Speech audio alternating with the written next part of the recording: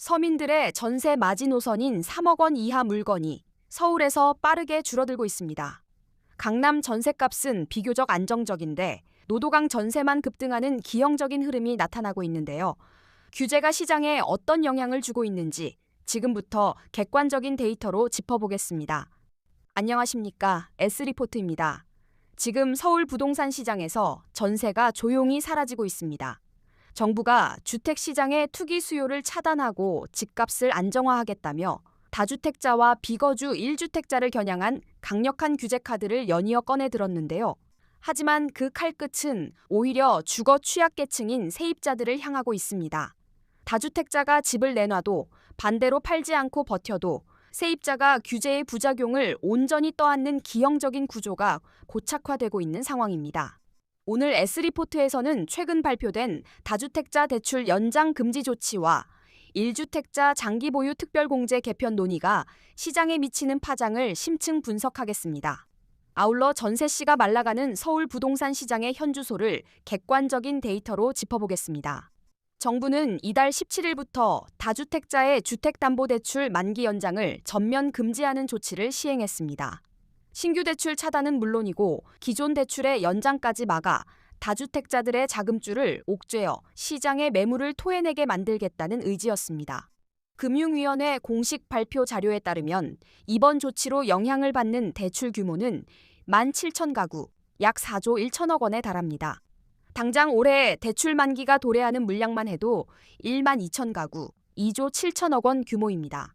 하지만 시장 반응은 정부의 애초 기대와는 전혀 다르게 나타나고 있습니다. 대출 연장길이 막혔음에도 불구하고 서울 아파트 매물은 오히려 감소세를 보이고 있는데요. 부동산 빅데이터 플랫폼 아실의 공식 집계에 따르면 이달 1일 77,700여 건이던 서울 아파트 매물은 20일 현재 75,400여 건으로 3%가량 줄어들었습니다. 다주택자 양도소득세 중과세 유예 종료를 앞두고 잠시 8만 건까지 치솟았던 매물이 다시 자취를 감추고 있는 것입니다.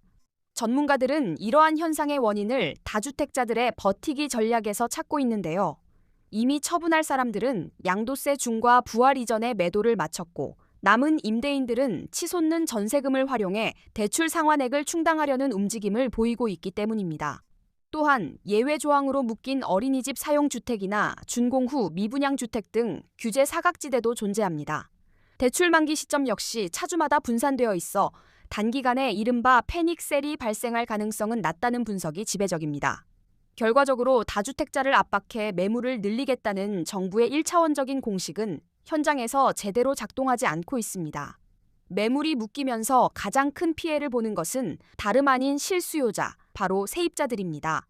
갭 투자를 원천 차단하고 임대사업자에 대한 대출마저 봉쇄하면서 시중에 전세 물건을 공급하던 핵심 주체들의 활동이 멈춰섰습니다.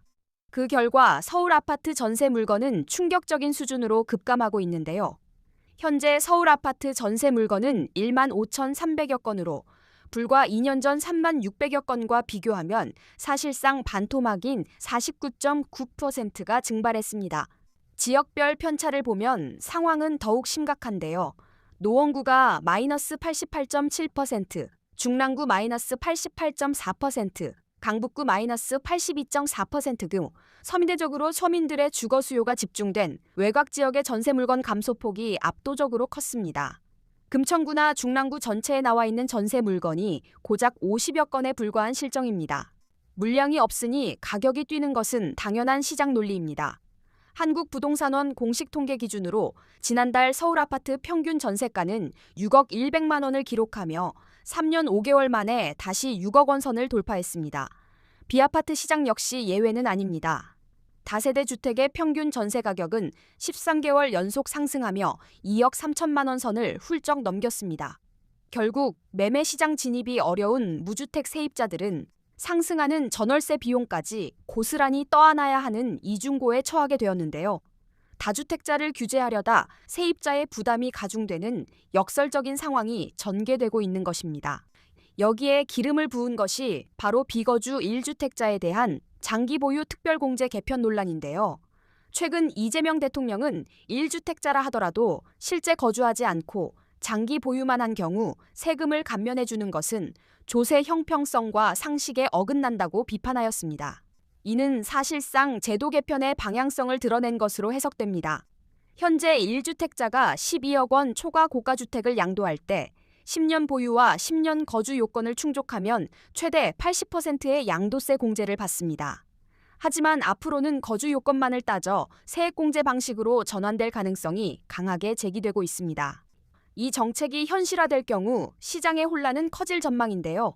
직장 발령, 자녀 교육, 노부모 봉양 등 다양한 생애 주기의 이유로 본인 소유의 집에 거주하지 못하는 1주택자들의 불만이 제기될 수밖에 없습니다. 더 큰 문제는 집주인들이 매도 대신 세입자를 내보내고 직접 거주하는 방식을 택할 가능성이 높다는 점입니다. 특히 강남권이나 핵심 학군지의 주택을 보유한 임대인들은 세부담을 피하기 위해 실거주 요건을 채우려 할 텐데요. 이는 곧 해당 지역의 전월세 공급 물량이 증발한다는 것을 의미합니다. 이미 토지거래 허가구역으로 묶인 핵심지들의 전월세 품귀 현상은 극에 달할 것이며 이는 서울 전역의 임대차 비용 상승을 부추길 추가 충격 가능성이 짙어지고 있습니다. 강화된 규제와 상승하는 주거 비용을 감당하기 어려운 수요자들은 결국 서울을 떠나고 있는데요. 이른바 비자발적 이주 수요가 가속화되고 있는 것입니다. 부동산 플랫폼 직방의 대법원 등기 정보광장 분석 자료에 따르면 올해 3월 기준 경기도 집합건물 매수자 중 서울 거주자의 비중은 15.69%에 달했습니다. 이는 근 4년 만의 최고치입니다. 가장 주목해야 할 지점은 현재 서울 아파트의 평균 전셋값인 6억 100여만 원이 경기도 아파트 평균 매매 가격인 5억 6,600여만 원을 이미 넘어섰다는 사실입니다.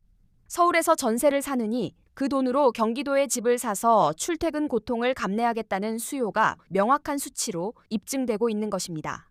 시장을 통제하려는 규제가 시장의 가장 취약한 계층에게 부담을 전가하고 있는데요.